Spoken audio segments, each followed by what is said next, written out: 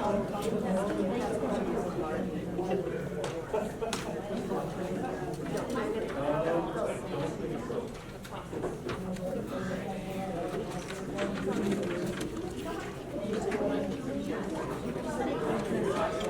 I'd like to call this meeting to order for the Campbell County Board of Commissioners and the Campbell County Public Library Board. This is our quarterly meeting. If I get everybody, please rise for the invocation and the Pledge of Allegiance. All right, let's bow our heads in prayer.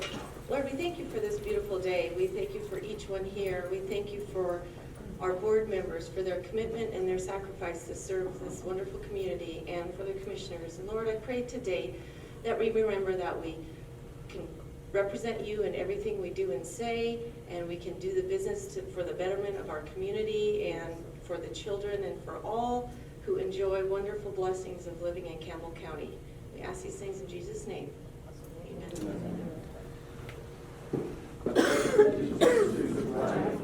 Of the United States of America, and to the republic for which it stands, one nation, under God, indivisible, with liberty and justice for all.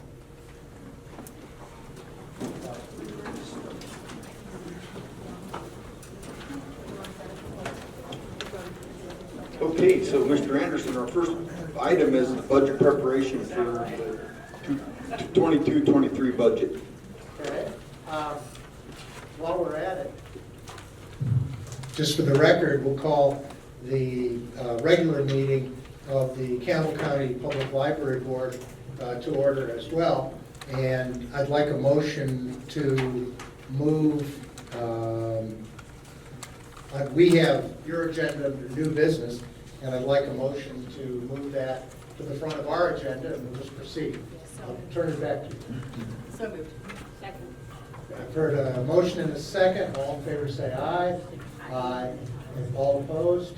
Nobody? Okay, we've moved you up. You've got the floor. Okay, thank you, Mr. Chairman. So, right into the first item, the budget preparation for 22-23. So I have a handout prepared that I thought I would go over with everybody. So the second page is a highlight page of what our budget request will look like. The first section is capital construction. And this is put together by Public Works. We talked to Public Works about what we're doing. Does everybody have the information in front of them? Okay. So, it's the second page.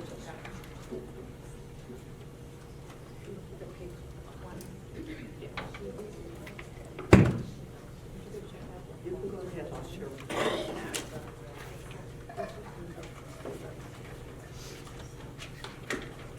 All right, so the things that we're looking at for the coming year is redesigning the exterior concrete entrance. There's some buckling and some problems with the slabs for the art, and so they want to kind of attack the whole thing and get it designed. They're looking to achieve maintenance costs right now. There is rock that's constantly falling off and other kinds of problems. So they're looking at that. Public Works. We'd like to replace the blinds in the atrium and add electrical wiring so that we don't have to bring a lift in and change batteries. And we have some building remodeling projects. So if a design plan is available and shovel ready, and enables work, education, and health monitoring, there is a strong potential for this construction part of this to be funded via the library or the Coronavirus Capital Projects Fund that the state legislature put together, and the Wyoming State Library manages that. So there is potential for that to be covered by a grant.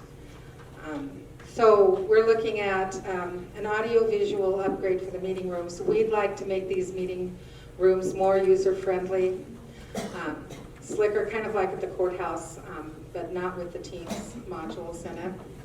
We're looking at a lobby remodel. There were some things that were changed in there, and it's kind of clunky because a payphone was taken out a long time ago, and there's kind of boards, and it just doesn't have that crisp look that a lobby should have.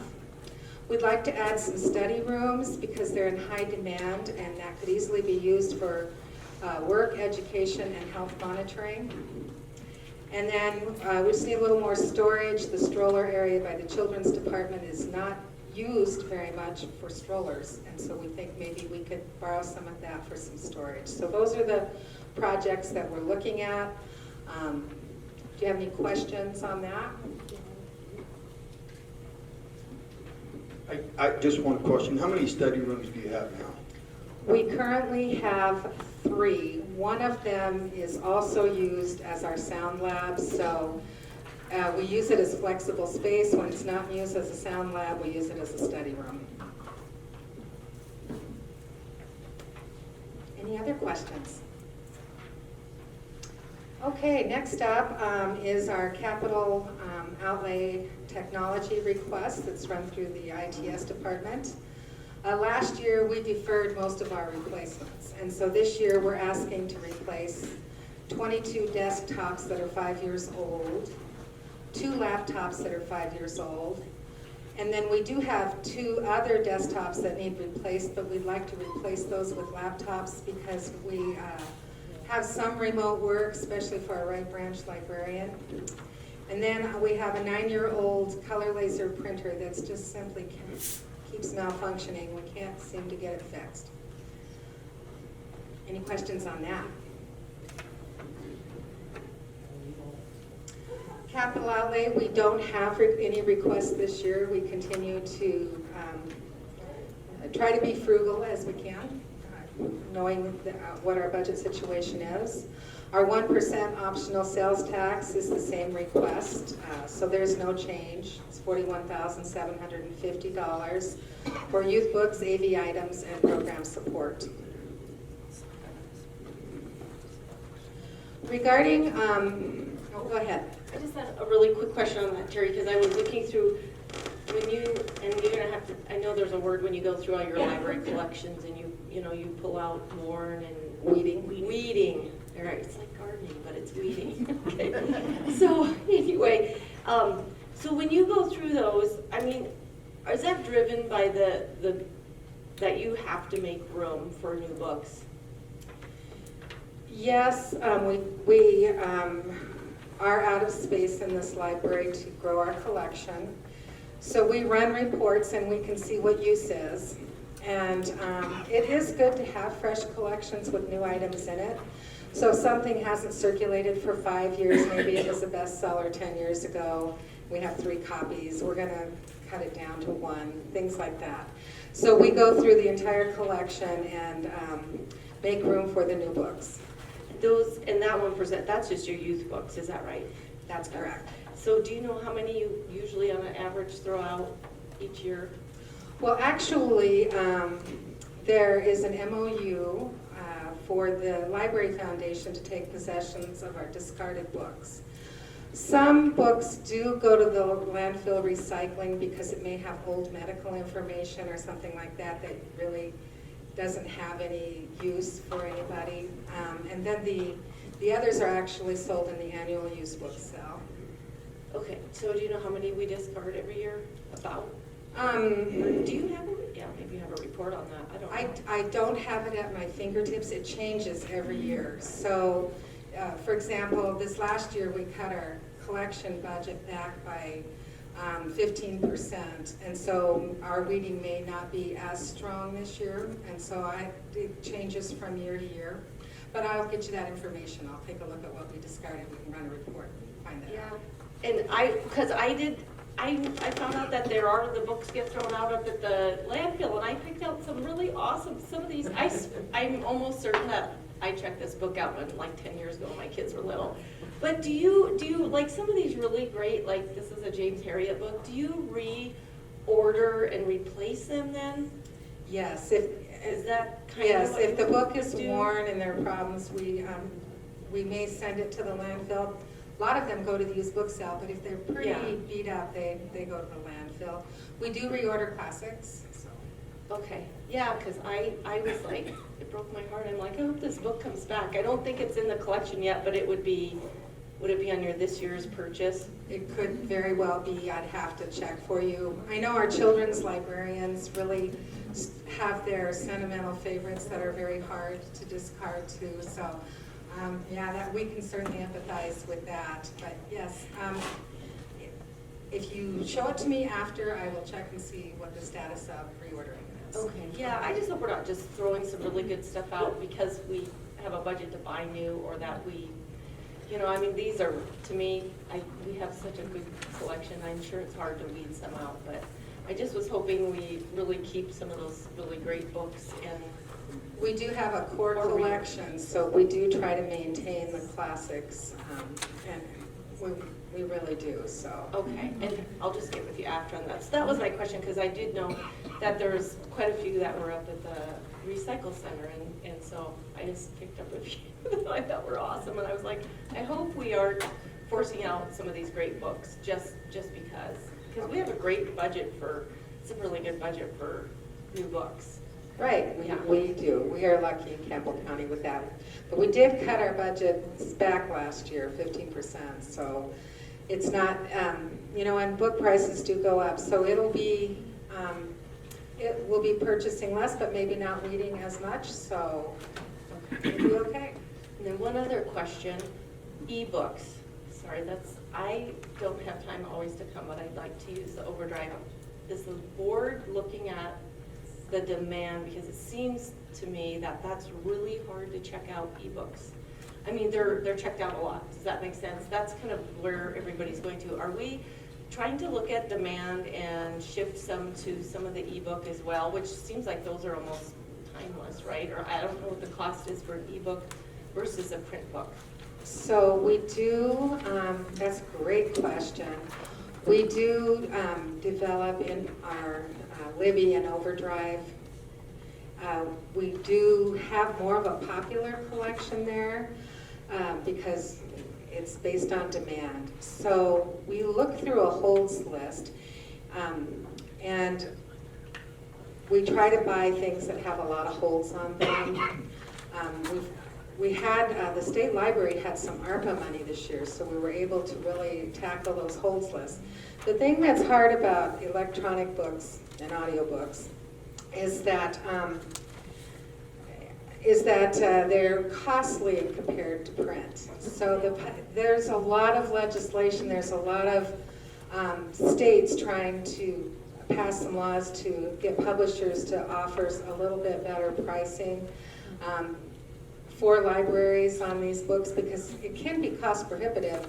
It can cost $20 for one circulation if it's not checked out more than twice.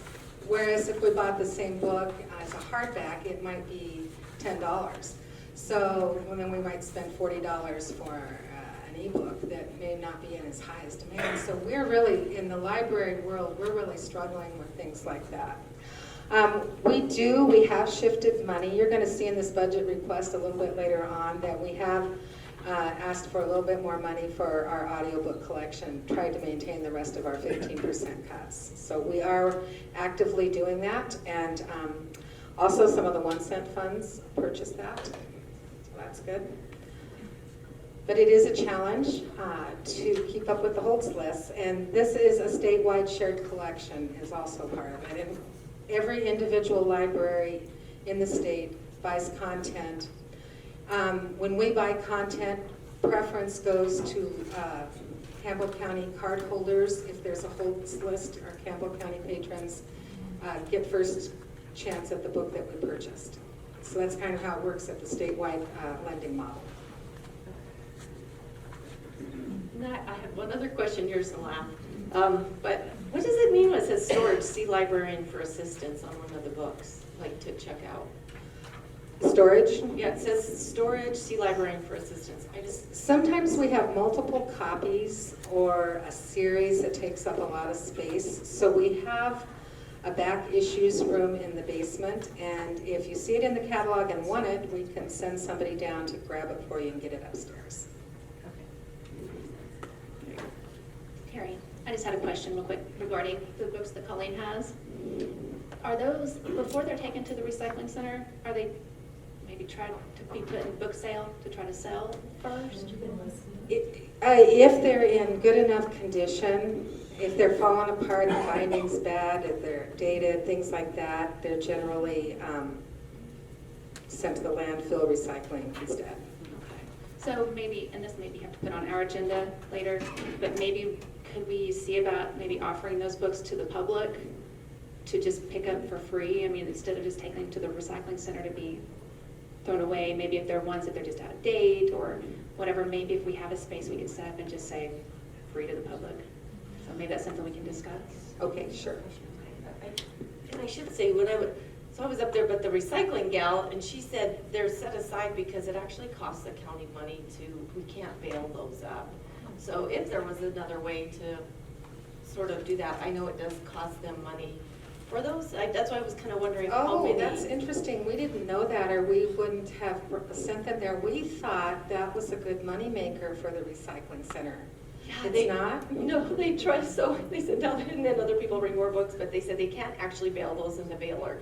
So they try to have people who come to bring recycle stuff, they come and get books too. They have a small library section up there. Yeah. Okay, well, it had been our understanding early on, because we never used to recycle them, that they could be shredded and recycled with the rest of the paper. So that is good to know. And that's old information that we've been going on for a couple of years, so I hadn't realized that. Can I say something about, is this on?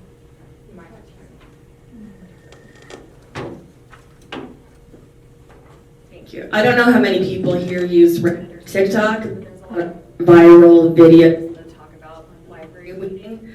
And they show that most of the time the books do go into a dumpster because the library has no place to store them and it costs money to recycle them. That's a very common issue nationwide. So if you want to know more about weeding, I recommend TikTok and Reddit. There's a lot of good content there. It's fascinating. So Terry, I guess one of the questions I would ask would be, have we contacted like Crook County, Weston County, some of these rural communities to find out if they could use some of those books? Yes, we often offer to share. It's not always, we don't always get taken up on it. Sometimes we might have a series or something that somebody wants. But we do offer to share it. Just, I think that everybody has enough funding, because we don't get taken up on it very often. So I guess my next question might be for Colleen, but so were you able to just go to the landfill and the recycle center, they took you up, showed you where these books were, and you could pick them up and take them home? Yeah, it's where you actually drop, when you go up to drop your recyclables off, they have some bookshelves, and then they had some more boxes, so anybody could go. If you go to the recycle center, you can do that, and then you could pick up some books. They do have some folks from South Dakota that take them over to some of the more less fortunate folks over to the Indian reservations and some of the other entities over there. Every now and again, they really appreciate that. I mean, I would hate for us to actually, they are trying to distribute them, because it's really, to me, I like that they're not getting all thrown out, because there's some really great books, I could open these curtains and you would see, you could see that we really do save most of the books. Yeah, so it may be something even to collaborate with if there are some more entities. I know there's some that do go up to the landfill, or it's not the landfill, it's the recycle center, and actually from time to time pick up big boxes full and take them over to some other places and things like that. So I'll find out from them who needs them, but we could certainly save them some, and they could, we certainly could. Great discussion. I learned something new. I did too when I was here. This was recent. Anything else on that? Okay, moving on to our, pulling out from our operating budget, our staffing request. We have been working on reducing our staffing. In 2021, we had we cut a position for 20 hours only because it was the only turnover we had and the only position that we could cut. And then this year we've cut 30 hours from various positions. We feel like we've saved the county, it's 96,759, and if we try to refill the reference position next year and cut in some other places because we really need that position, and that would go up another $27,000. So we're working at it. I will have more opportunities in fiscal year 22-23, and so we're planning to come to 40 more hours at that time. And so I hope that that is helping with to defray the cost of the compensation package. Any questions? So Terry, I would just mention that when the pandemic first happened, the county took a position that we were not going to lay anybody off, that we wanted to allow attrition to work in our favor. You're on the compensation committee with me. We got a chance to see that compensation result, the result of saying that we're going to allow attrition to work in our favor. And so I think that's important to note that we, that really worked for us unless we allow all of our departments to hire all those people back, and then we don't realize those savings, which helped us with our compensation package. So I just ask you to keep that in mind. Okay, thank you. So our total operating request is included here. It is an estimate. It's been a little overwhelming to pinpoint the cost of compensation. We've been waiting for a salary spreadsheet. I've been able to make an estimate based on what I think is going to happen, but this may be slightly off. I haven't seen it. All right, so that's great news. So the estimated cost of the compensation package is $300,000. It's off $300,000. It's offset by the $100,000 that we've had saved from attrition. And then we plan to help again next year with some more things that I know that are coming.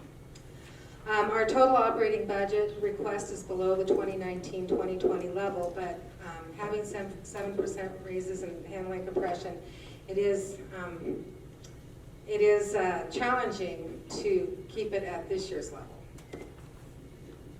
So just a quick question about that. So you made a comment about the compensation package and compression. So this is roughly just over a 10% increase from last year, right? How much is that accounted for the compensation package and compression? The whole $300,000. All of that, okay. Yeah. Okay. So we still are trying to be frugal. We maintained our collection counts at 15.5%. We did try to reinstate part of our electronic collections because there's such high demand. So that was around $9,000 that we asked for back. We maintained our program cuts for the most part, very tiny, minuscule increases. It's not noticeable. Last year we did a deep cut to supplies, and we found some cost savings over the year. I thought we would have to ask for more than we did. We have a small increase in supplies, so I'm pleased about that. We cut most of our staff training and development last year. I brought a little bit of it back. We have a lot of new employees, and I think it's important for the service that we offer that we have some training and development funds. Good news, our LED light project really had an impact on our electricity budget. So although the city has some increased rates, we're able to keep our utilities at the same rate. So that LED project's pretty impressive. We do expect to have an increase in natural gas at Wright Branch, and of course gasoline has gone up.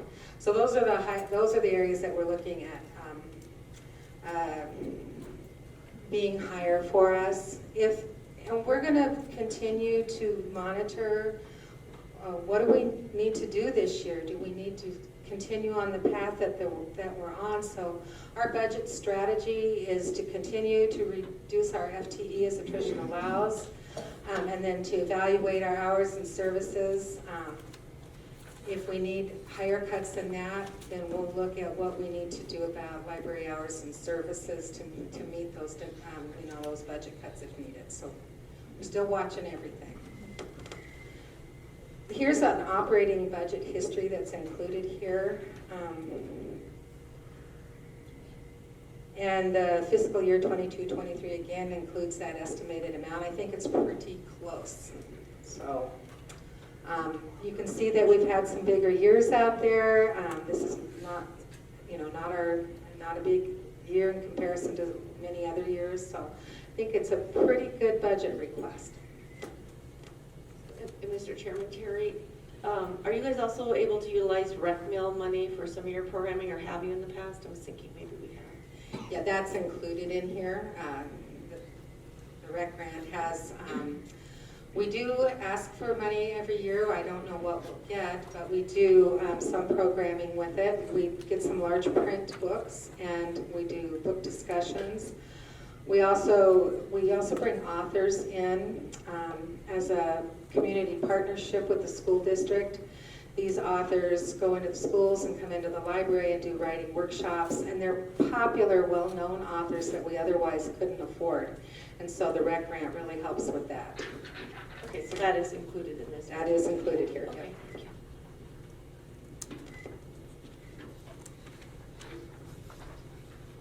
Any other questions on the budget?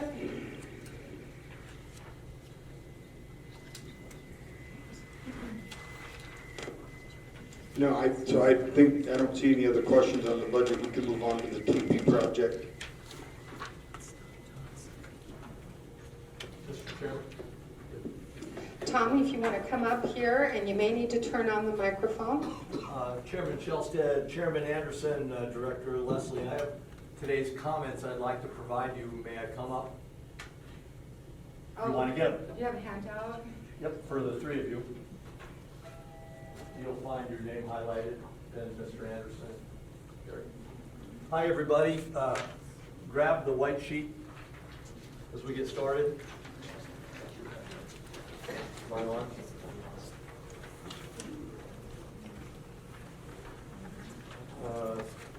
Am I on? Am I hit the wrong button?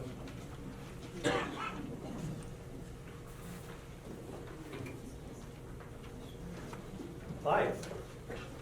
It's a little lighter hearted, I'll tell you. Chairman Anderson, Chairman Shellstead, board members, Director Leslie, our staff. Ladies and gentlemen, thank you for a few minutes to address you. My name is Thomas Benjamin Johnson. I am nephew to Ben Rifle. He is the most notable Native American in the United States in the last 100 years. As I begin, here's a little housekeeping. I'm not Native, I'm Norwegian. Today, I'm not a representative or a spokesperson for the library, the city, the county, the school district, the Canplex, or the museum. However, I am representing someone we all know. He was with us yesterday. He's here today. He'll be with us tomorrow, and his name is History. Yellowstone National Park is celebrating its 150th anniversary this summer. It is our first national park. Here's a fun fact. 96% of the park is in the state of Wyoming, and that's cool. Yellowstone is honoring and emphasizing the forebears, the tribes that lived and moved and had their being here long before whites arrived this year. In an effort to give visual impact, Yellowstone is creating a teepee village representing many, many tribes.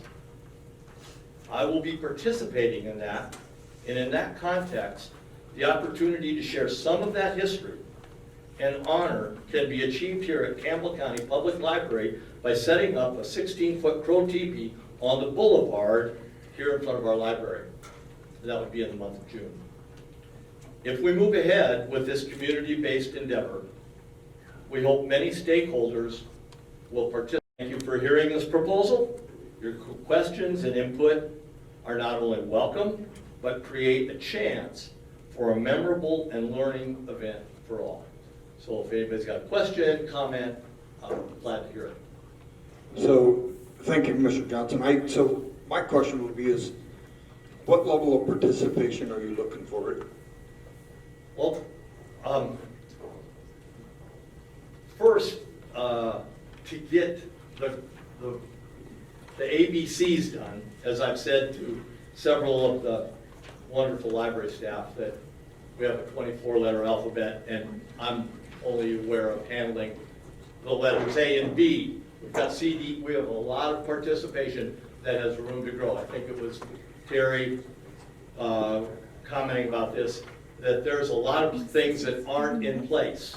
Mr. Shell said there's a lot of things that aren't there that have promise if it's given the opportunity. Solid Wild at the city knows how to take care of the boulevard. Camplex is looking at using us in the future for both 4-H, the National Devil's Tower National Park Service, Game and Fish, the Campbell County School District. We're looking for stakeholders, Chairman. But we're early, we're talking about June. Does that answer your question? Yeah, it sure does. So in this case, the teepee would be set out in front of the library for what duration of time? It would be for a month. At this time, I think it's George Amos is on his, I don't know if he's on the horse or he's got the staff, but there's a bronze of George Amos in front of this building. That teepee would sit just a little bit to its south. Now, we have a 16-foot crow that would be what would be erected on that day, if that's the day we choose. And then any events, opportunities would be around it. We may put up a couple of children's teepees near it for aesthetics, but the larger teepee can be entered, look at, we've talked to Mr. Bell about Buffalo High, pictures of notable natives, Sitting Bull, Washakie, Red Cloud, things like that in the teepee. So it'll be a month, and there's a lot of room to do the next best thing. Thanks, Tom. So I'm looking through all of this stuff, and you and I have talked before, and I don't have a contact for you, and so I just assume you're going to get a hold of me. I shall. I've got your card. No, that's- Oh, I will. Okay, well, don't. Sorry. That's why that little disclaimer is I'm not speaking on behalf of the library, the county, the city, the blah, blah, blah. Because I don't want to misrepresent someone else's responsibility at all. Understood. It sounds like there'll be good coordination between everybody, the city, and having that out there. I think it's great. It sounds like you guys are going to have it manned or staffed the whole time. Going to have Game and Fish involved and some different things throughout the month. I think that's great. You know what, the people, that's kind of corny, isn't it? Probably the biggest benefit will be to the children. I would like to go into things about literature and history that I won't, but there are beneficiaries to this. I mean, they wouldn't be putting this up at Mammoth, and now we've been approached by Fort Robinson to do the same thing over there. So there's promise for this, but it's up to us. Mr. Johnson? Yes, ma'am? Do you mind sharing your contact information? Because I might know some people who... Oh, please. We are absolutely open to ideas. So I guess for the record, I'm Tom Johnson. My email address, slowly, is the letter T and J, Johnson1@gmail.com. Letter T and J, and then Johnson and a 1@gmail.com. That's a text. No, and my number is 307-696-9208. Yeah. Real 7-696-9208. And You know, that's the thing about, this, in the Bible, it says, you know, God blesses a cheerful giver. I have become the great beneficiary of this project because I have had opportunity to meet with really nice people. Any other questions? Mr. Johnson, thank you, and I had read about this earlier, I think through the city, some information from them. And so who actually owns the teepee and erects the teepee, and is this also happening in other towns across Wyoming this year? I own the teepees, and that came to pass because I was gonna have them as my Airbnb. That hasn't come to pass, but that will, that's kind of a long-term investment. Who's gonna erect it? The professional, we had the good fortune at Camplex, Jeff, how do you pronounce his last name? Yeah, Jeff lit fire with this, got us in touch with a man there. He's put up 20 teepees. We practiced this in Barn 3 at the Camplex. We are still new at this. I own the teepees. We are getting what they say, a small tribe together to put it up here at the library. The day that happens, if it happens, is going to be coordinated with the library administration. That's not done yet. As far as where else it's happening, it's obviously happening in Yellowstone. Look at that little sheet. And then we're going to be involved over at Fort Robinson at Crawford, Nebraska. Same thing. So I guess from the county standpoint, we absolutely would not oppose that. I think that's on the library if it's gonna happen here. I think that's a great educational opportunity myself, so. It is. It is. We are, I didn't put that. I told a very good friend of mine that brevity is what Mark Twain said is the key to everything, right? So I've tried to be brief. And I'll just leave it at that. I was brief. It is a great educational opportunity. Questions? I have a question. Tom, I have a question.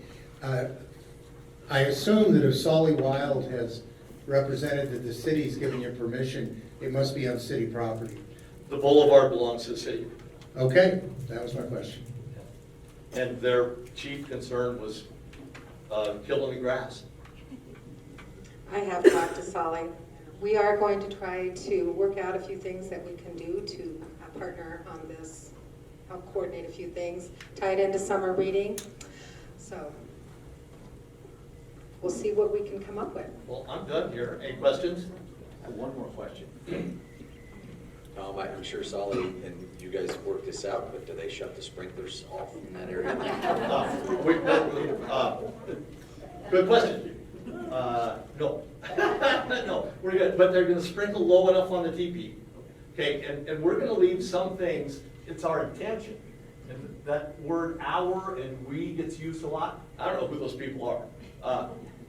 But it's our intention to leave some precious things in the teepee overnight. We're not gonna roll everything out. If we put something on down for a floor, Sully wants it out for the night, so we don't kill the grass. But the sprinkler's gonna come on and it's gonna hit some of it. It's all right. Just one. You know, these things they're lived in by wonderful human beings. Thunderstorms, hailstorms, windstorms, you know, so they'll handle it. So I want to give a tip of the hat to, you have this at your desk, and everybody here, there's 50 Wyoming wildlife magazines back there for you for free, and the editor gave these to you for this meeting today, so bless them. Thank you. Thank you. Yeah, thank you, Tom. Okay, item number 3 is the book challenge report. All right.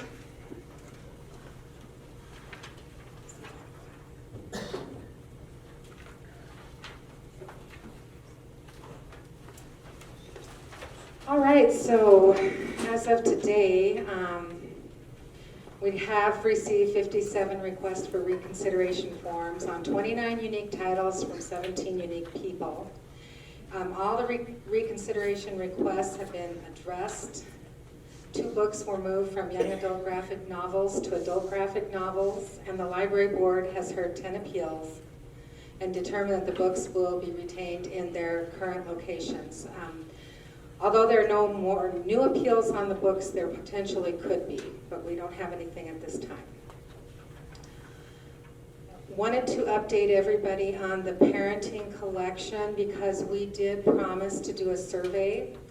So we do have an early literacy community survey that was launched on March 12th. And this survey also asks some early literacy questions. So we're killing two birds with one stone to get some feedback from parents about story times and things like that. So we can see if we're meeting the community's needs at the times that we're offering our programs. It has been distributed to parents via the Children's Festival, Library Story Times, and it's going out to daycares and preschools this week. In addition to asking parents about the placement of the parenting collection, we are, like I said, evaluating our current programs and getting input from the public. So it's a very short survey. It's about 3 minutes. So we will be able to report back on the results of those survey when we have the information. And I think we're really going to use this survey to make a decision on the location of the parenting collection. We have also worked on a marketing campaign to help educate the public on how parents can link their cards to their children's accounts. You can see what's checked out. You can, if things are late, you can avoid fines and do a number of different things. We have a lot of really cute art. There's some bookmarks that I passed around. On the back of the bookmark are the instructions, doing social media posts. And those social media posts link to the instructions too, so everybody can see what we're doing. So we have created 250 bookmarks with 4 designs. We are posting on Facebook and Instagram regularly. Every 2 weeks we plan to do that because it takes a while for things to catch on. And so we plan to do that for the rest of the year.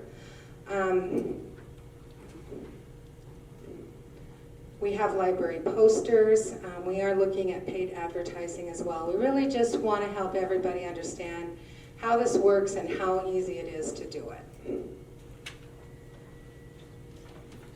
Terry, I had a question about the survey. There are 3 questions on there that are pertaining to the parenting collection. And really it's just asking where they feel it should be located, whether adults or children's, if they're aware of it, and have they used the resources there, which are fine in general questions, but I think for the purposes of us wanting to create a parenting shelf in the adult section, are those parents really aware of what we're trying to do as far as putting these young adult books on that parenting shelf in order to move it, or are they just going to think, well, yeah, we like it in the children's section, it's got the books for children in there? I mean, I don't know that that's very... kind of broad. This is strictly the parenting collection in the children's department. It doesn't address any young adult parenting collection at all, okay? And so that is where a bulk of our, we've had some challenges from that collection. So we are really trying to, in honoring the community's concerns about this, really try to get some data and figure out what we need to do with it. So Terry, I just have a question about this Wildcat app. So shortly after I became chairman, you and I and Commissioner Bell and Carol Seeger sat down one day and we're talking about some things. And this is one of the things that came up.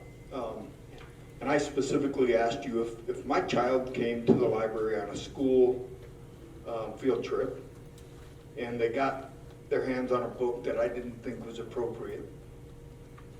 You said that if I had this app in place, it would come up on my cell phone immediately what book they checked out. Is that right?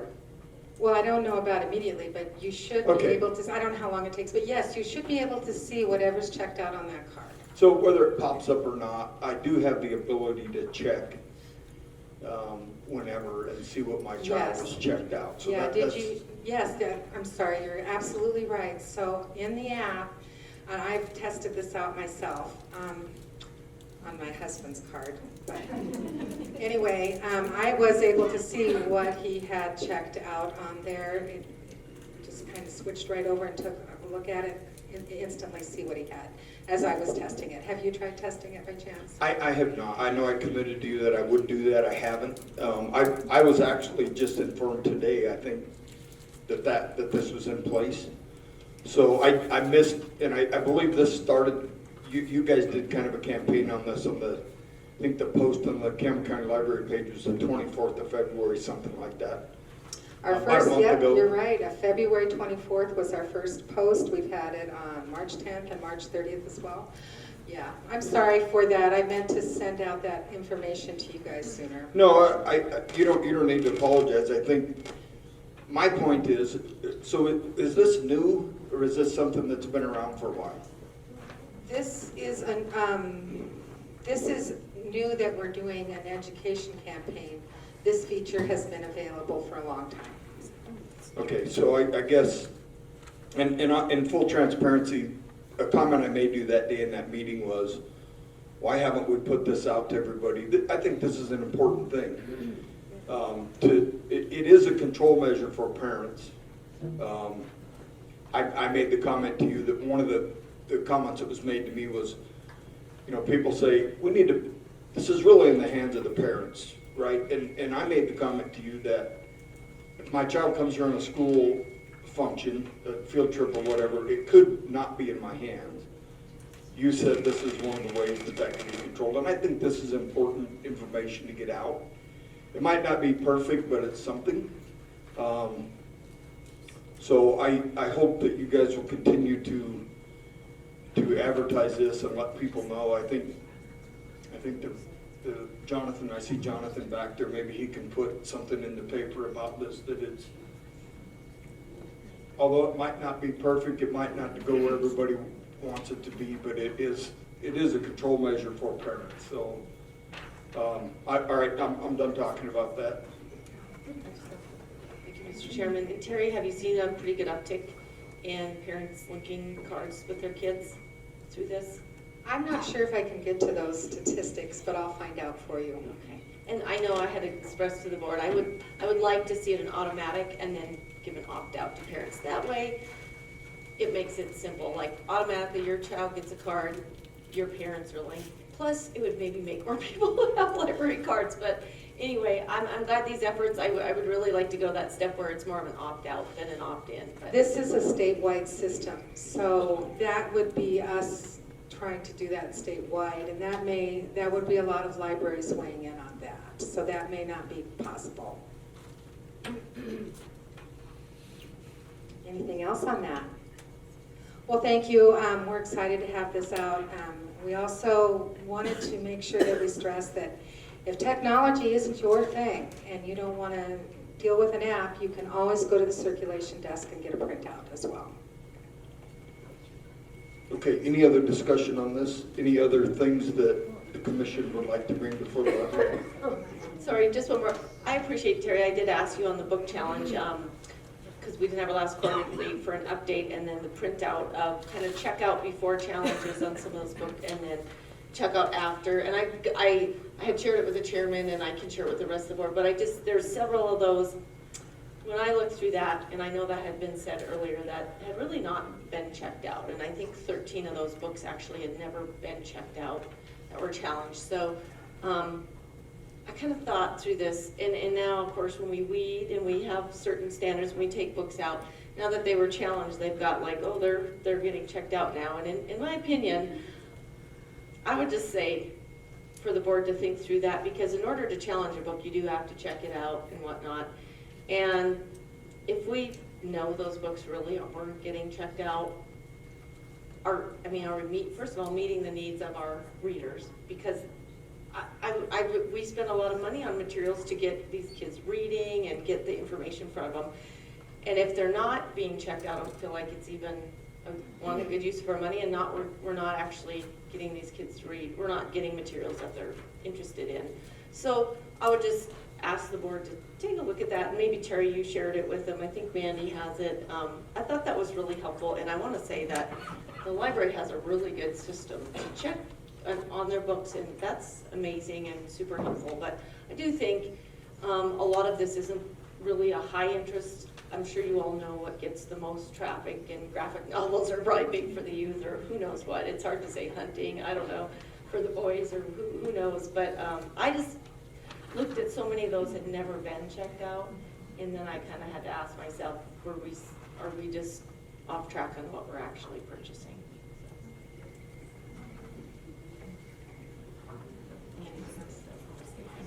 Do you want to talk about policy work that we've done? Yeah, I would. I'd like to update a little bit. We've talked with you before about taking a look at our rules for appeals, our rules for public comments, and like the commissioners, we'll start with public comments. We've passed some simple rules, standards that we expect people to maintain when they make public comments. I think they're very similar and consistent with what the commission has said. We're limiting comments to 3 minutes. We're telling people that inappropriate comments and behavior won't be tolerated. By that we mean things like insults, obscenities, profanity, personal attacks, and things like that. And really, I think, we've had a lot of vigorous public input, I would say, at our meetings for our public comments. We've maintained public comments throughout. We had a discussion either last meeting or the meeting before, was the last meeting, about whether we wanted to change that. And I think everybody felt that having public comments was a good thing, so long as decorum could be maintained. Frankly, if you guys would attend all of our meetings, I think decorum would be much better than it would be otherwise. So thank you for being here. We've also taken a look at, and I don't know if we've sent a copy of this to you or not, and but we'll do that so you can take a look. We've also been working on the appellate procedure and appellate rules. The reconsideration procedure that we have is not very broad, and it just says you appeal based on a user's opinion that the book wasn't purchased properly according to the rules we have for buying books. And beyond that, it doesn't tell us very much about what's supposed to take place. It isn't even clear that the person making appeals gets to the, well, I'm talking about an appeal to the library board, actually gets to appear and say anything. So we've kind of been working through this to try to have a procedure that made sense and gave everybody a chance to talk. So what we've done is, and we'll send you a copy of this as well, and I see that, and these have been approved by this board, but I see these as kind of a work in progress. I think we may do a formal request for input from people to get more written comments to see where we're going on this. Little things, when do you appeal? What is there, we're saying that you should appeal, if you're going to appeal, to the board within 10 days of the director's decision. Otherwise, they just sit out there potentially forever, and you don't know when an appeal is going to happen. These are not radical changes, just housekeeping things, I think. We've had people who wanted to submit additional materials as part of their appeal. We're going to require the people to submit these early in the process so the board has a chance to look at them. I know when I submit things in court at a hearing, you get the hairy eyeball from the judge who's saying, what's the point of this? We're doing the hearing right now. I don't have a chance to really go over it. So it's things like that. We're limiting presentations to 10 minutes. We've suggested that people give an introductory statement as part of their appeal so the board knows why they're appealing, and we have something to, so we know what to listen for and know where they're going on it. But these are the high points, and this is worked well with some of the appeals and not so well with some of the appeals. But I think going forward, this is going to be a good direction for us to go, so everybody knows what to expect and how to do this. I don't know if we're gonna see a lot more appeals or not. The future's unclear on this subject. But, so that's just where we're at there, and you'll see more of this, and people have a chance to make input. Like I said, written input, so that, you know, if you think it ought to be 15 days, not 10 days, we'll have that to look at. That's about where we're at. Okay, any other items from the board? Okay, at this point, we'll adjourn the county commissioner quarterly meeting part of this meeting, and we appreciate it. And we'll see you in court. Thank you. Okay, so we're back on our regular agenda.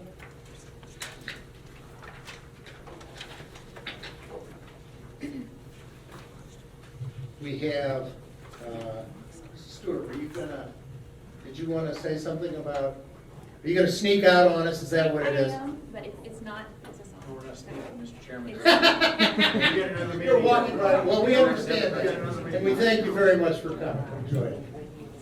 Is this, okay. It's not that I'm running out because I don't want to hear you guys. I had a prior engagement, so if we're not done by 5:30 or 5:45, I need to go attend a parent meeting at youth group, so that's all it is. We still have a quorum for you Robert's Rules of Order aficionados, and the meeting will continue. We've called to order, and we're on to the consent agendas, the first item on our agenda. Typically, we go over all of these and have one motion to approve them.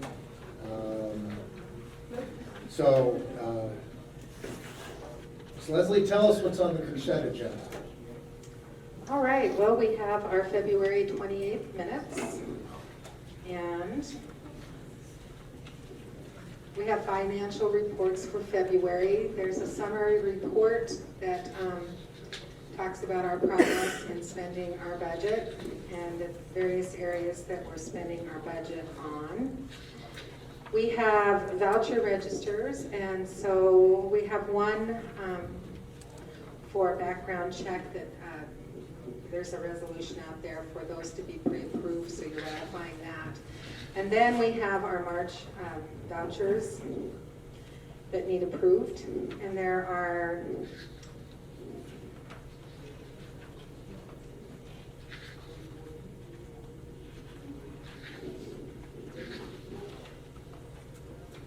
pretty small ones. We have some Wyoming State Library ones for giving money for purchasing books.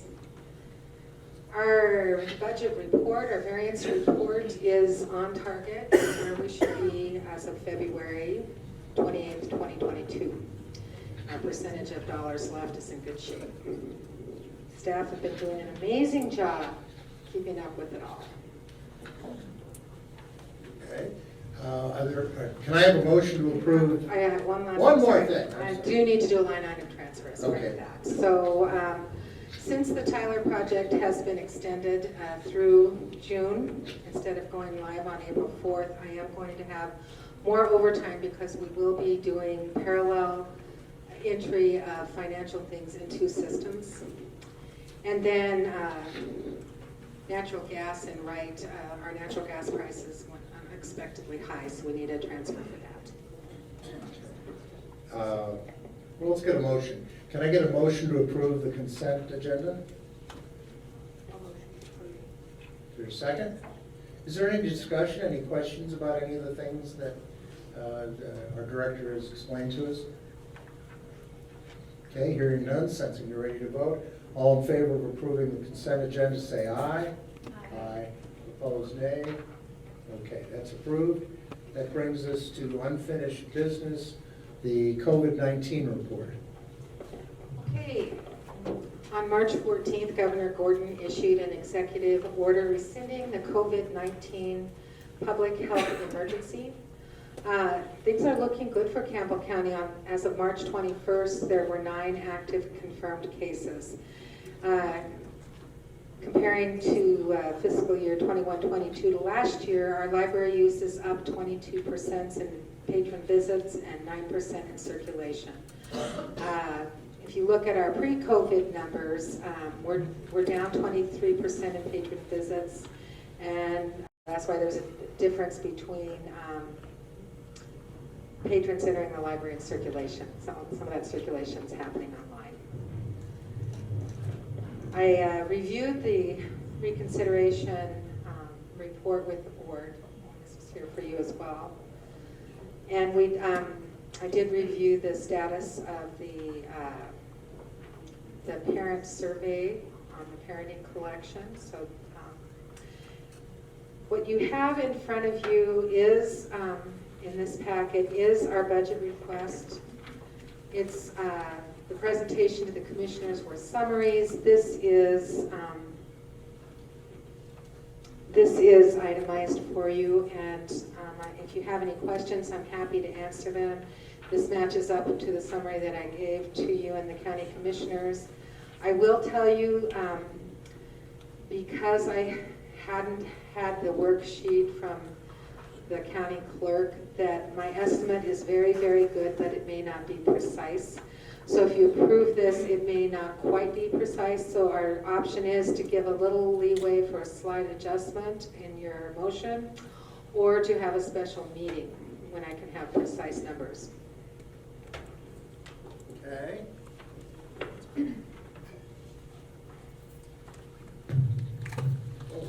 Sounds like we have a choice there.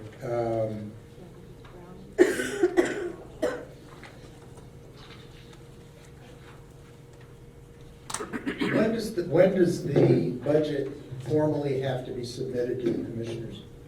I believe it's April the 12th. Oh, okay. So it requires a special meeting to approve it if we want to see the final numbers. How much of a, I take it from what the clerk said at our meeting with the commissioners, that you have been emailed additional information that you didn't already have. Yes, I've been sent a worksheet. This is a worksheet that comes every year. It helps us because things change. Does the Wyoming retirement rate change? There are little pieces of information that help us with our projections. And I think I know everything, but I haven't seen that worksheet yet since you sent it late this afternoon. But I will just say that if you look at page 30 of the board packet, you will see that our budget projection without our compensation package is $3,554,004. Give you a chance to look at page 30 of the board packet. It's about halfway down, or a third of the way down the page. See it? Which one's 30? Oh, it's the half page? It's the half page.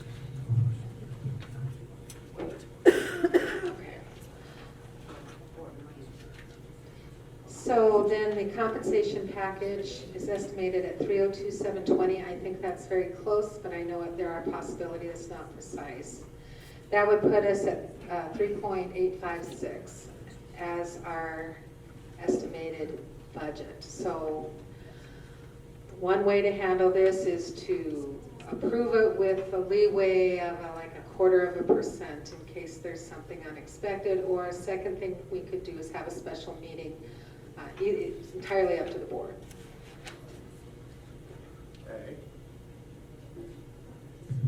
There's no way to put more than a quarter. No, I'm on the compensation committee, so I'm very familiar with what the changes are. So if, for example, the motion could also include, if it's off by more than that, then we need a special meeting. Would someone like to make a motion to approve the budget submittal, perhaps with the caveat that if the final Tyler numbers change the submission by 0.25%, more than 0.25%, we'll schedule a special meeting, because we have to get this filed before our next regular meeting. So moved. Is there a second? Second. Is there any discussion? Just have one question. The 1% tax, is that added, that's not added into that 3.85, right? No, it normally is not added into our operating budget. Tyler is changing to where we can see everything in the same place, so I added it at the end, but I haven't seen what that's going to look like in Tyler yet. So I just put it there because it will next year be included, as well as our capital outlay, on our main budget presentation instead of having separate documents for each thing. Since we had no capital outlay, I didn't include it here, but I did include this, knowing that that's how Tyler is going to look when we finalize everything. So it's, but as we're approving it all as one, correct? Yes, and you can approve it separately if you would like to, that would be fine. Let's see, we had a motion, we have a second, we've had some discussion. Is there any more discussion? Hearing none, all in favor, say aye. Aye. Aye. Opposed? Nay. I would approve the 3.85 of the conditions, but I would oppose the 1%. I don't know how I need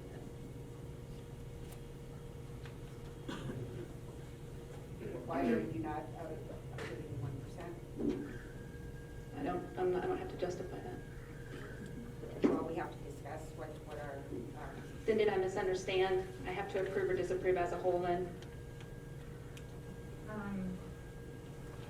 Okay, here's my, no, it's okay, I'll make it clear. Just count mine as a nay vote. Okay. My understanding was that the 1% is just a part of the 1% tax that we get as income. Yeah, this is part of the 1% optional sales tax. It probably purchases about, I would say, anywhere from 60 to 70% of our youth collections. Okay. Well, we've had a motion second. We voted. It was 3-1 to approve the budget with the condition that we have a special meeting if the budget changes by more than 0.25% because of the Tyler information, which is mostly, I think, going to be fringe benefits and things like that and compression analysis. Yes, that's correct. Okay. All righty.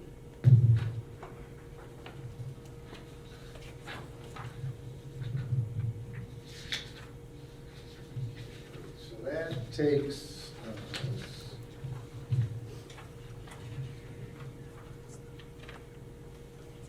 and the commissioner talked about Tyler. Director's report, I think that's where we are.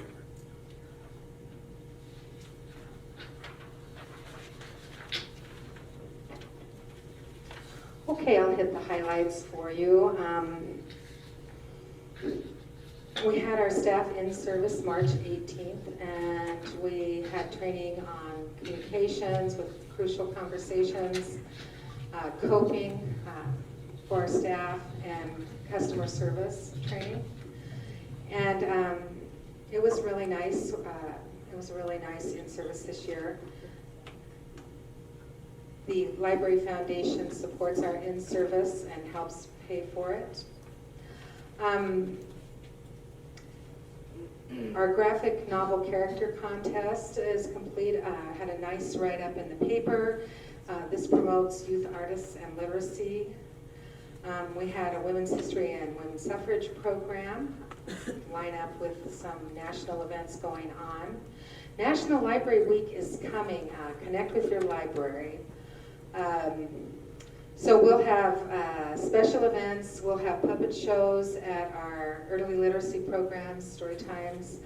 There'll be an escape room, we'll have that in Wright as well as Gillette, and in Gillette it's an adult escape room. We have scavenger hunt in Wright.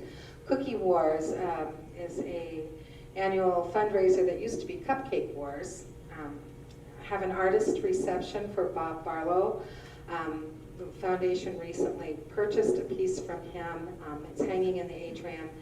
And as the primary curator of the art collection, we are honoring him with that reception.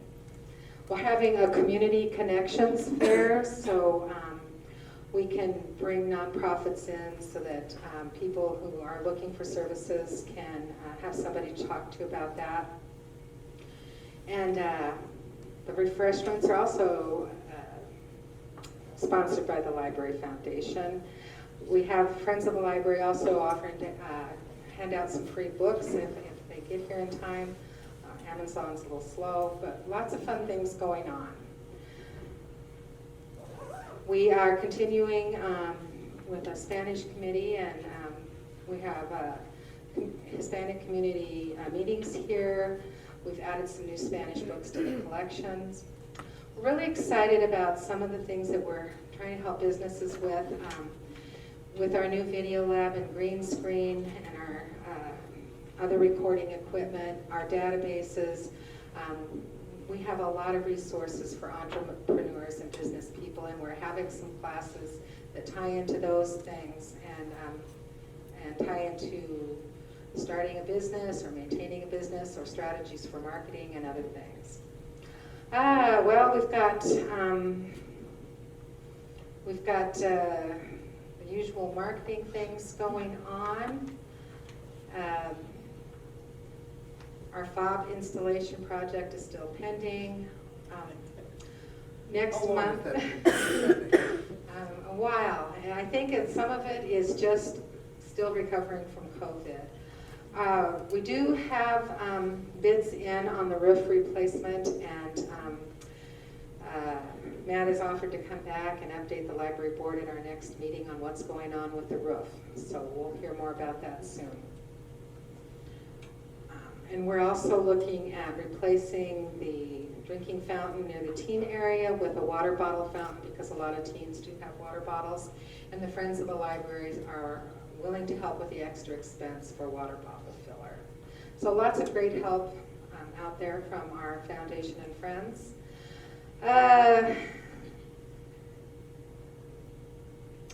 So I already mentioned that we're moving our go-live date for Tyler to the 1st. We are in the process of installing Circe Pay, which will allow patrons to pay fees online.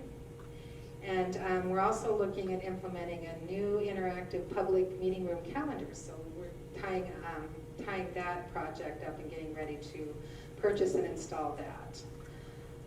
We had our March safety inspection, and it went fairly well, just small things.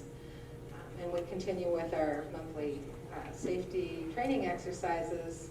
And as we've talked about a lot, there is a compensation package that was approved by the county commissioners this month. Next page reviews our workshops and meetings. Just a few highlights from that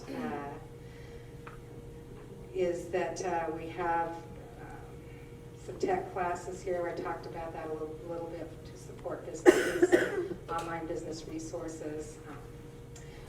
Pete the Cat shadow play at Wright Branch Library, and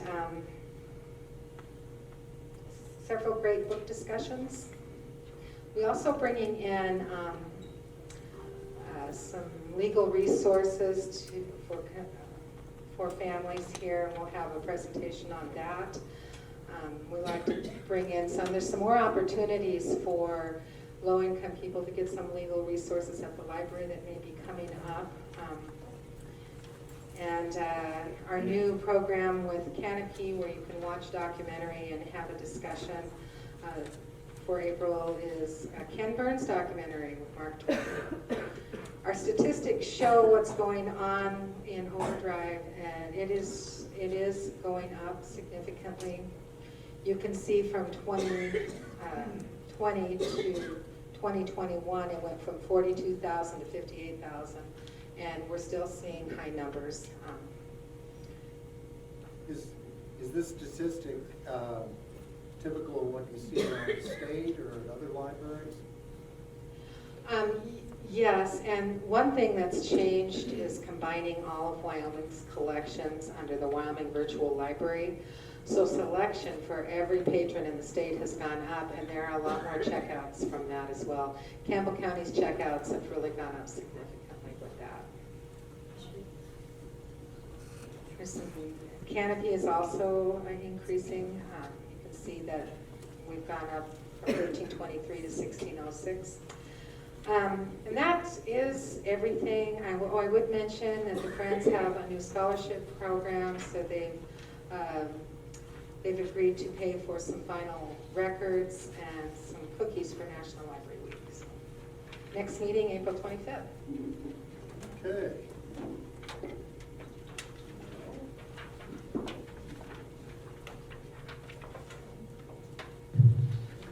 That brings us to public presentations, correspondence. Do we have any correspondence? No. All right. We have our list here for people who want to address the library board. And as you know, these are 3-minute presentations. Kevin Bennett, you're first. Afternoon, I'm Kevin Bennett. In an article written by Meredith Schwartz called Queering the Library, it pointed out that strategically creating space for the LGBTQ plus community was a prerogative of the Prince George County Memorial Library system. And it's not the only library to have such a system. I don't know if that specifically is in play here. It seems it would be, and it's a prescient concern, prescient meaning of the future, because we're dealing with an agenda, which is something I've said before, and that's one of the primary issues I have. Vladimir Putin invaded Ukraine. Before he invaded Ukraine, he said this: the aggressive deletion of whole pages of their own history in reference to the West, reverse discrimination against the majority in the interests of minorities is what we're experiencing now. He said that this happened in our country before. After the 1917 revolution, the Bolsheviks followed the dogmas of Marx and Engels, and they also declared that they would go in to change the traditional lifestyle, the political, the economic lifestyle, as well as the notion of morality, the basic principles of a healthy society. Now, perhaps Putin would be gaslighting the United States because he's our enemy, unless we found evidence that that was going on here, which we do. In The Atlantic, David Brooks in 2020 wrote an article titled "The Nuclear Family Was a Mistake." BLM, of which there are many resources pertaining to the BLM movement in our 1% funded youth section, said we disrupt the Western prescribed nuclear family structure. That was part of their core tenet. Patrice Calors said that they are trained Marxists, and she owns several multi-$100,000 houses in LA. Now, this library has used thousands of dollars of budgetary, has requested thousands of dollars in budgetary assistance for computers, etc. Meanwhile, 60% of the 1% tax has been spent on youth resources, as Terry Leslie said earlier, in books like Sex Plus and This Book is Gay. Not only do they push sexualization on children in a way that is grooming, talking about things like oral sex and electrocution of the nipples and BDSM. Not only do they do that, both of those books, which the library board voted to retain in the collection, specifically attack Christianity. They attack the Judeo-Christian notion that God is a he, and in This Book is Gay, they teach children how to rebel and argue with their parents. And this is outside of the sexual activities, including things like sodomy and oral sex that are taught to minors. That's grooming. It's not an insult to say it. It's factual. It's stacking the deck and moving the goalposts to hide the chicanery that's gone on. Now, earlier it was talked about how the Wildcat parents can be notified, but kids can read books in the library without checking them out. When I was 13, I read Door number 3, which talks about a lady with square nipples in this library. So, obviously there's a disingenuous nature to what's going on here, and there's an agenda. That's a problem. It needs to stop. Thank you. Mr. Bennett, I have a quick question. The name of the author of the Queering the Library article? Yes, let me find it real quick. It's Meredith Schwartz, written March 28th, 2022. Queering the Library, PLA 2022, libraryjournal.com. Thank you. You're welcome. You, Bennett.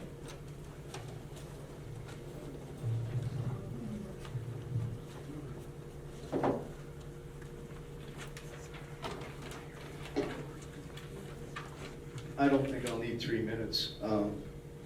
I just go back to history, which we heard from Tom Johnson about. And if we think about the problems in high school in the 50s and 60s, there were things like chewing gum and talking in class.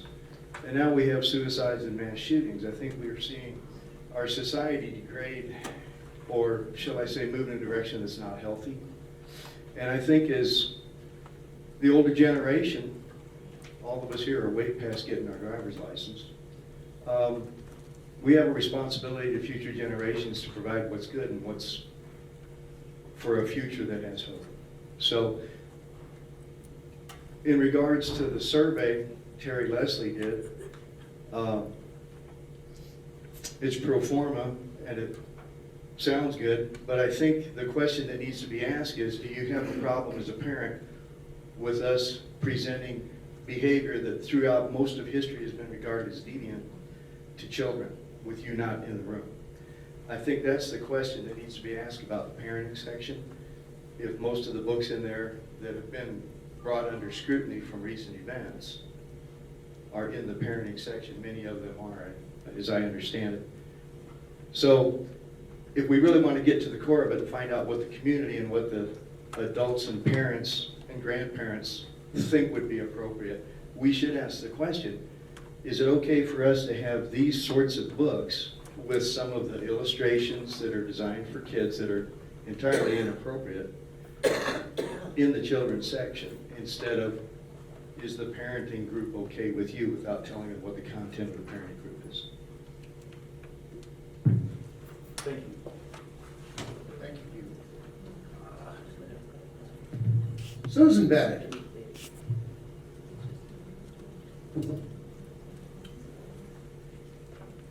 Thank you, I'm Susan Bennett. All of you guys are amazing. Everyone in this room is amazing, and we all have different views, and we all have different ways of coming, and that's what makes it so amazing, is to listen to everybody's views. And what some people think is not important, other people think is crucially important, and that needs to be respected. I think last meeting you guys were here, we were out of town, and I watched it online. And what really appalled me was that, I believe it was Mandy said that these books were leading children to go check out pornography and things like that were illegal, and yet you didn't do anything to move the book. I mean, it really was questionable to me. And I think our taxpayers, people that want to pursue these interests, they can research, they can get online, they can find it everywhere. But our tax dollars need to be responsibly spent, and we're trusting you guys to make responsible, intelligent decisions. And it seems like there's a lot of muddled thinking going on about how you're adopting these books and that it's not important.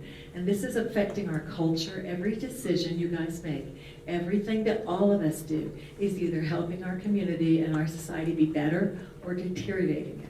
And we're concerned, a lot of us, about that this little small library in Gillette, Wyoming has a place to play to make our society and our culture better, not deteriorate it and undermine it and tear it down, which is what a lot of the issues are about. And I just want to encourage you guys to, you reach your potential, you guys can do better. And I think also I would like the board and Terry to review your policies on how you're adopting books, and most importantly, your responsibility to children. We're not talking about books for adults. We're not talking about censorship. We're not talking about somebody that wants to check out a book, but we're talking about children. And that doesn't seem like you guys are showing a lot of professionalism or responsibility or accountability. You're just muddled thinking it's not important. And I just want to encourage you to review that and realize that what you're doing is affecting our culture and our reputation as a society. So thank you.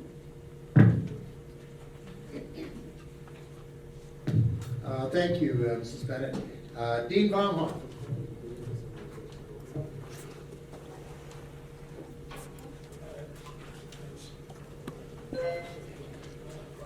Thank you. Thank you that you're still listening to public comment. I know we talked about that last meeting. I appreciate that. This is a little information here in Granbury, Texas. Independent school district pulls porn from school library. The public was invited to inspect the books, singled out for removal due to overly sexual context. A fight over the removal of sexual explicit library books from the North Texas School District ended this week as the residents got a chance to look at the graphic content that the left said was all right to stay. On Wednesday, Granbury Independent School invited the public to inspect the books singled out for removal due to their overwhelming sexual content. A total of 8 books deemed inappropriate for the school library were displayed at the Granbury Administration Building. Recommendations following 2-month review, 131 titles, 9-member committee made up of parents, community members, and the district staff.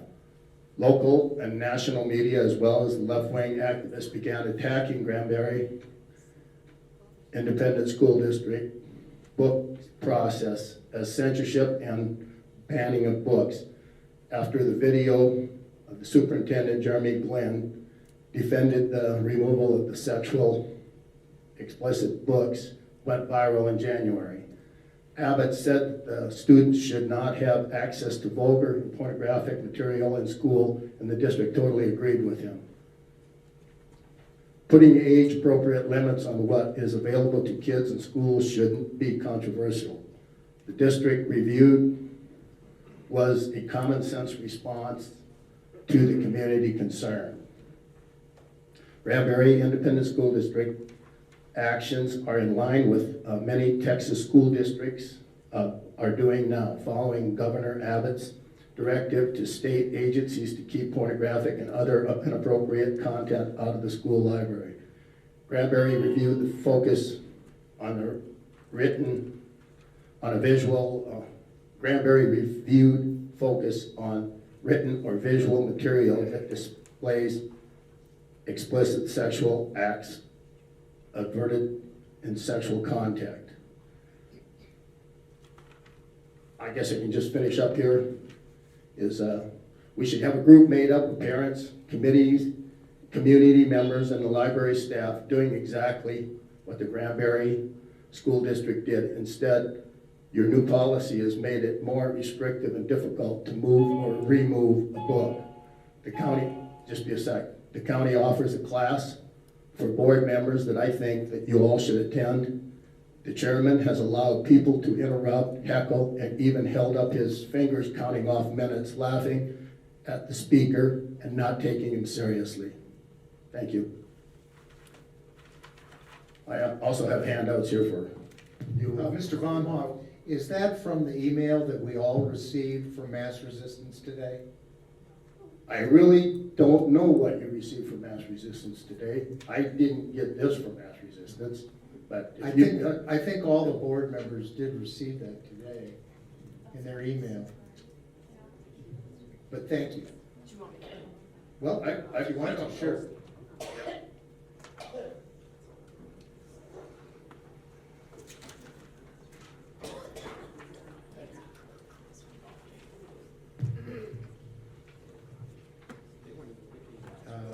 Lynn Carlson?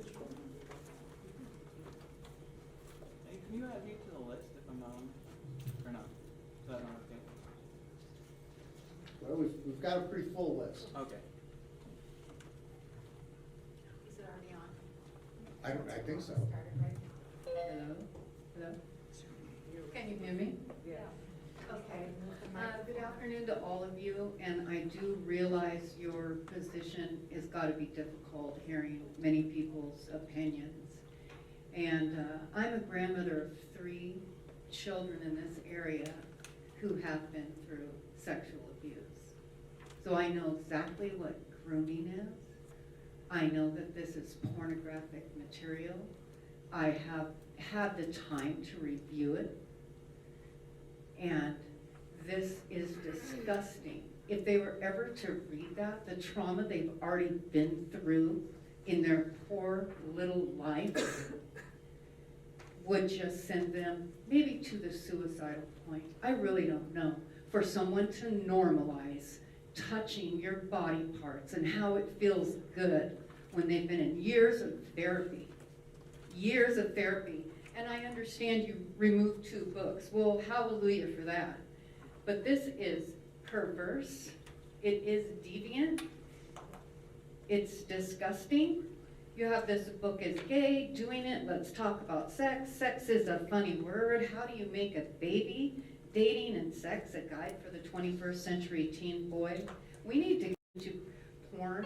Kids have such an easy access to computers, cell phones, and things like that. And it is just that gateway into other things. And I am an example of knowing children harmed by this type of stuff. And I cannot believe it's being allowed here. You all look like reasonable, mature adults to me. I know you all have a professional opinion, a job here, and I just wish you would do it as maybe you have children, maybe you don't, maybe you have grandchildren, maybe no harm's ever been done to them, and God, thank God for that. Thank you.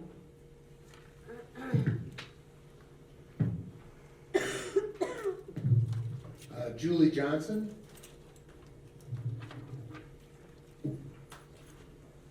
Hello. Hello, I'm Julie Johnson.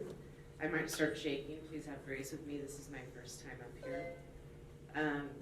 This is only my second library board meeting or whatever this is called, so I apologize. I'm not from this area. My mother was the one speaking prior to me. I do want to start off saying that a concerned parent, patron, grandparent, citizen, human being is not dangerous. If we speak loudly, it is because we are passionate about something. A quick rhetorical question, I guess, because it says here, if I'm understanding this right, that you are not allowed to ask me questions unless it's for informational purposes or something. But anger, number 9, does that also go for you guys? Because I've had snarls, glares, and stares from Miss Miranda, including the first time I was here. So I didn't come the second time. Just to state that, I think that the anger and rudeness should go both ways, because we are human beings and we should respect each other. And as a Christian myself, I want to speak love and light. However, I am passionate about this because I am a human trafficking survivor, and so are my children. And the books are grooming, 100%.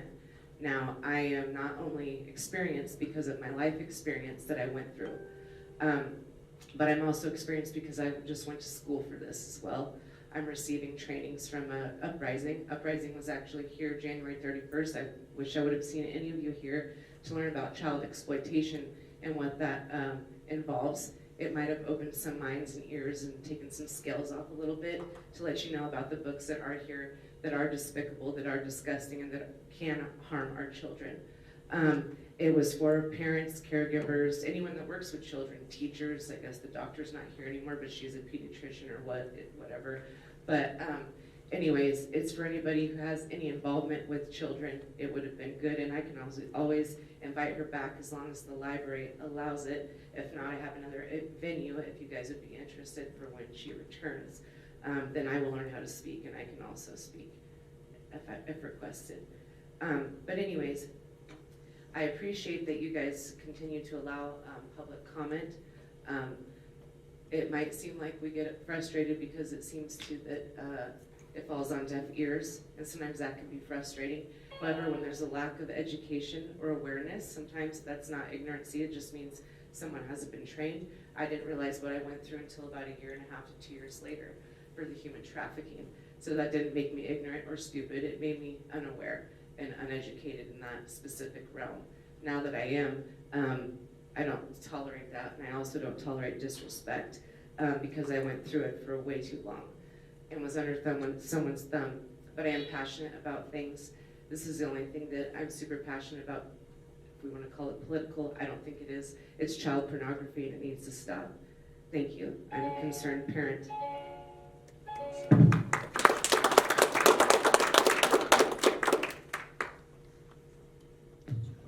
Okay, our next person is Gail Cruz.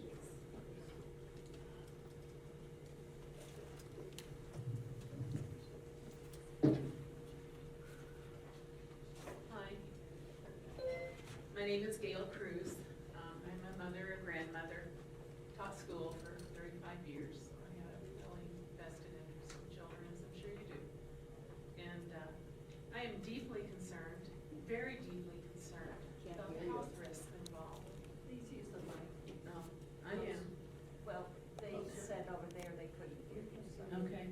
I'm deeply concerned about the health risks involved in these books that are in the library. Quite a while ago, I think it was this fall, I did about 3 hours of research and handed you all, and I sent it to the county commissioners too, a list of NIH, CDC, and Mayo Clinic research articles detailing the risks of the kind of behaviors that these books show and encourage and groom. And I don't know if you still have them, if you even looked at them, if you ever looked any of those articles up. It took me maybe 2 to 3 hours to do that. So I'm sure you can do your own research so that you're coming at it from a science point of view, a medical point of view. It boggles my mind, honestly, that certain people would be willing to sacrifice children on the altar of political expediency or wokeism. Just how valuable are our children? How valuable are they? Does it matter what happens to them physically?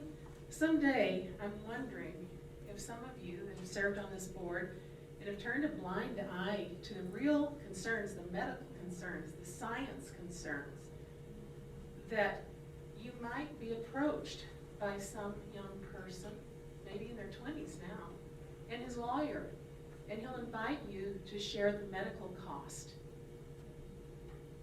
that he has incurred or she has incurred due to what you encourage them to do.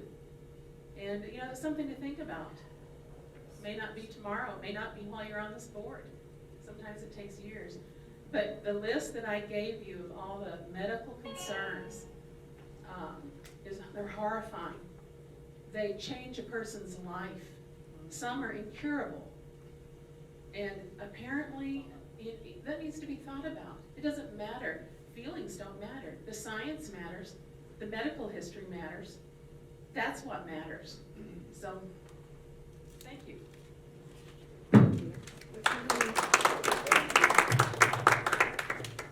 Sherry Boots. Sherry England.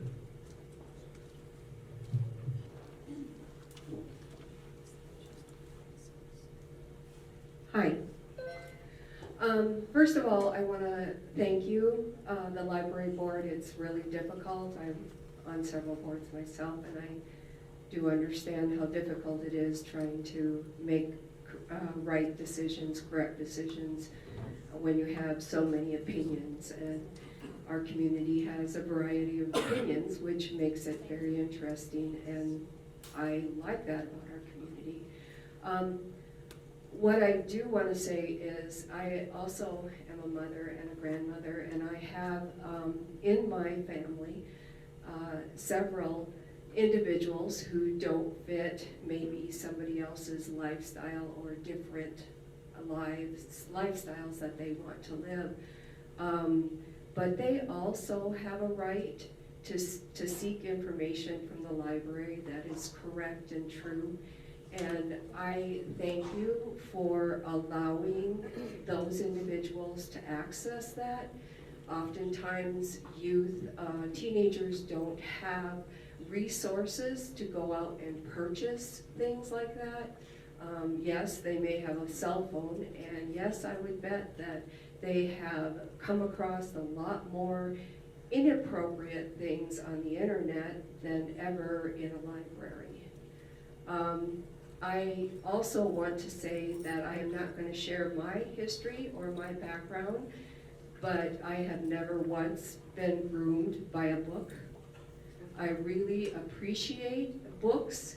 In fact, I don't feel that a lot of our youth do take that opportunity to look at books, and they're more apt to be seduced by social media. And I think that would be a great effort for people who are consumed with trying to help our kids, which I hope everybody is, to try to look at that avenue.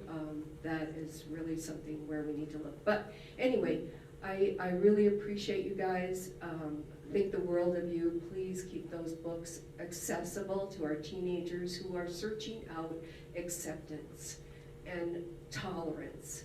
And I also am a Christian, so there you have it.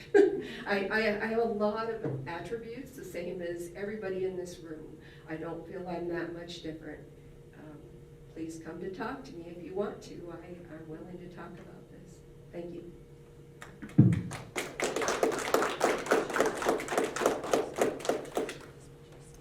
Okay. Next on our list is Joan Zawada. I don't have any public comment. I didn't know what I was saying. Famous artist Joan Zawada is not going to talk to us. Duffy Jenkins.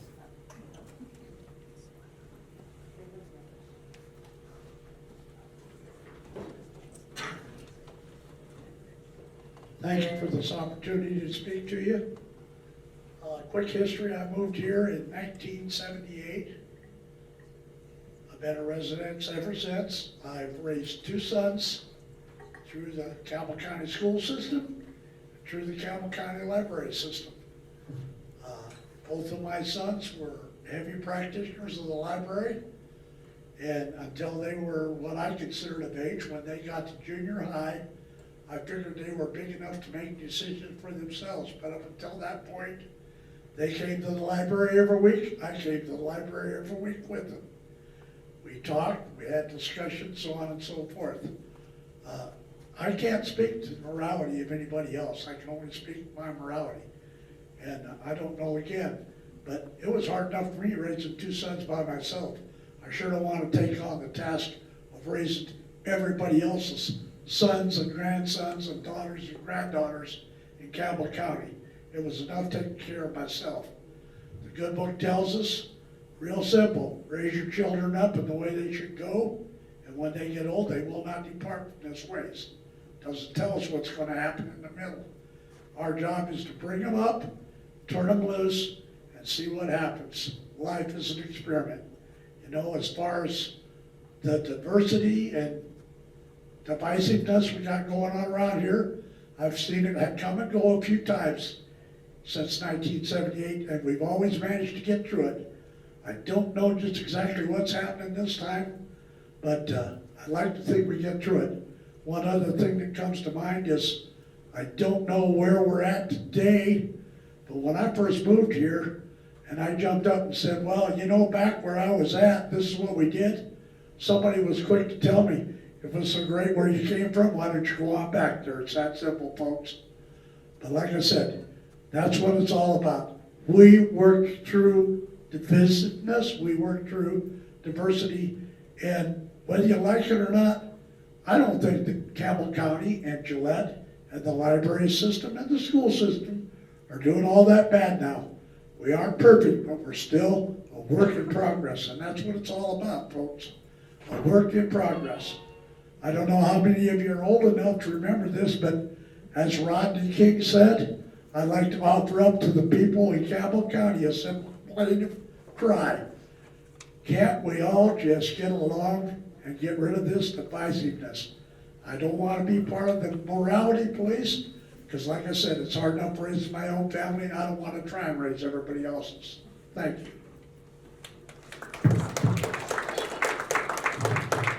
Okay, Mr. Jenigas. Bruce Williams.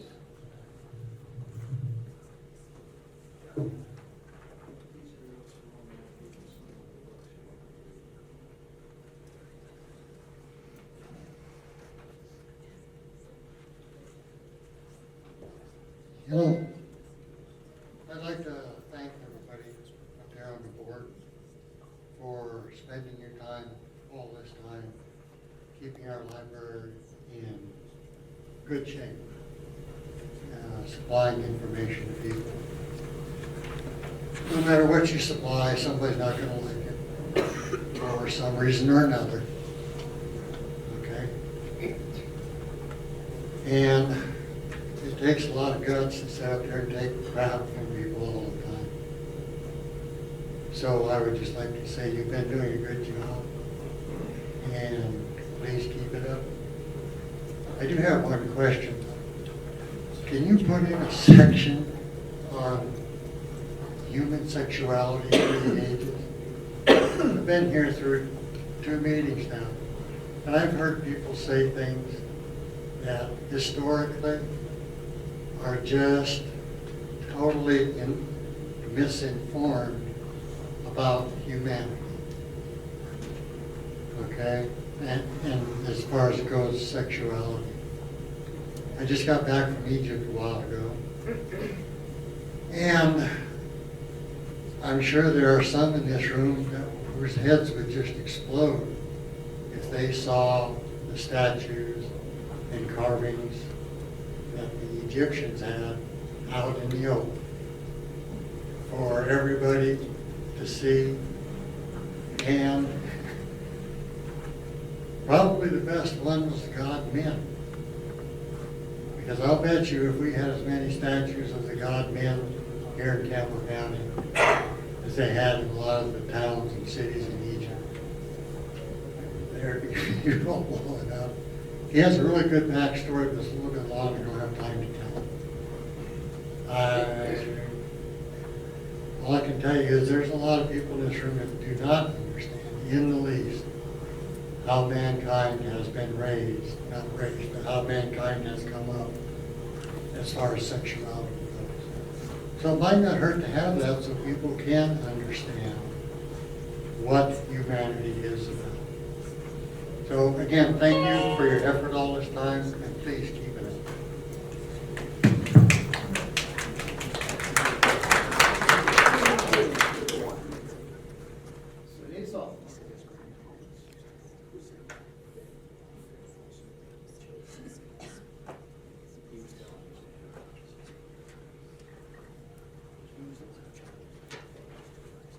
Hello, and thank you for giving us the time. I'm Sue Niesel, retired librarian.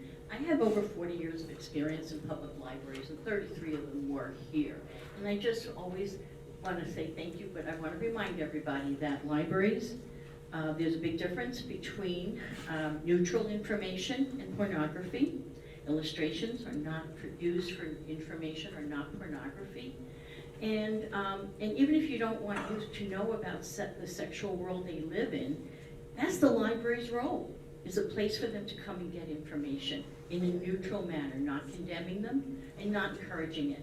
If you look at the books, they often say, some people. They don't say, go out and do this. They don't say, take this on and this is the way everybody lives. But they are exposed to so much through the social media that we do need to protect them with information, true information. And a lot of it does talk about the cost of health and the chances of diseases. A lot of the library books are big on STDs and the cost of them.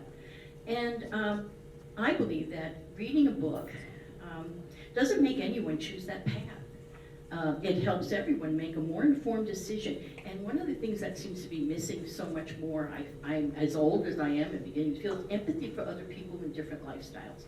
Our country was moving that way, that we didn't condemn people anymore, and I'm feeling like now we're trying to move back. And that's not going to happen. And when someone reads about something, it doesn't read about a choice that someone else made for drugs or alcohol. That doesn't mean that they're going to choose that path or that direction. They learn from it. That's what books are about, is to help people understand different lifestyles and what the costs are or what is the results of them. Books are available for the whole community. We know we have a diverse community here, and I would hope it would become more diverse. And the other thing that has weighed on me very hard and very heavily, I guess, is the remark that was made about one of the young adult fiction books that about there were cool people of color.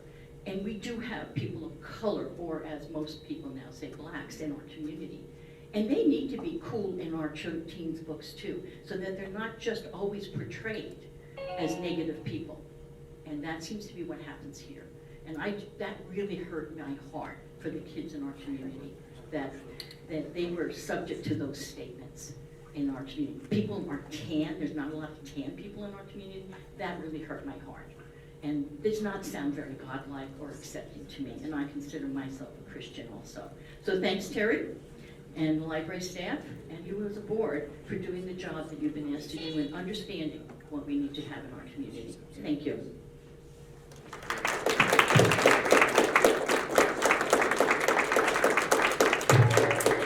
Okay, Christy Garrett.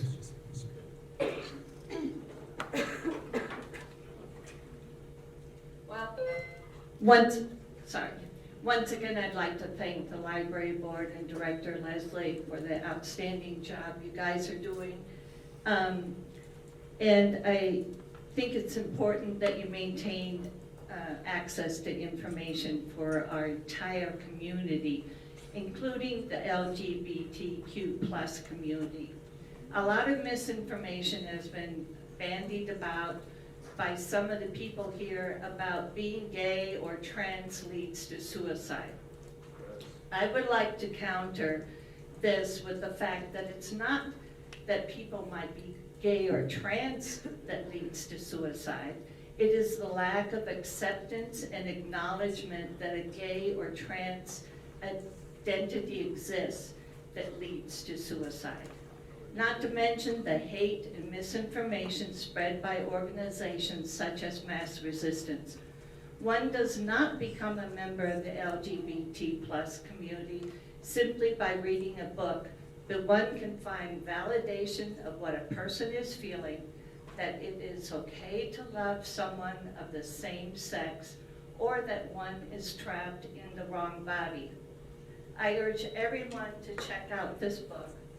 I don't know if the library has it or not. It was recommended to me, and it's written by a woman whose child was trans and came out. What is the name of that book? Sorry.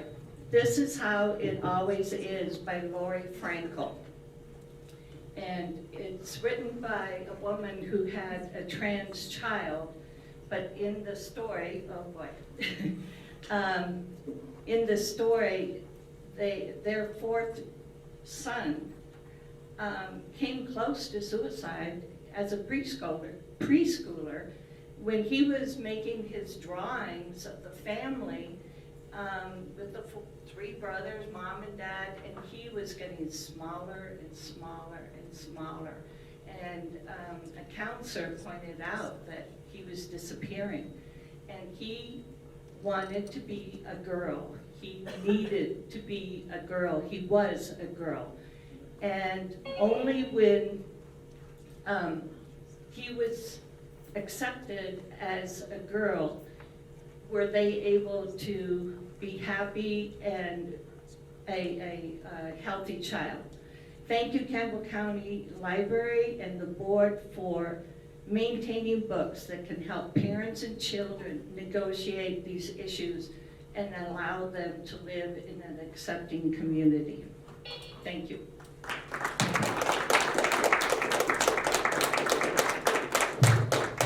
Okay, that brings us to the end of public comments. We'll get a motion to adjourn. Hey, can I, sorry, I didn't sign up, I didn't come here in time. Is it okay if I speak for like a minute? It's fine with me, Ben, go ahead. Anyways, I just found it ironic that we're not allowed to say obscenities in this meeting, which would exclude a lot of these books we've challenged. Like, I couldn't read from them in this meeting. Do you find that ironic at all?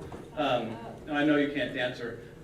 Anyways, the other thing is we don't want to tolerate all people. There's a book in the juvenile section that introduces children to bestiality. Is that something we want to tolerate and say that's an okay way to be, like the book says? Can I get a don't motion think to so. adjourn? Is there any It's gross. discussion? Herbert. We're adjourned. Good job, Ben.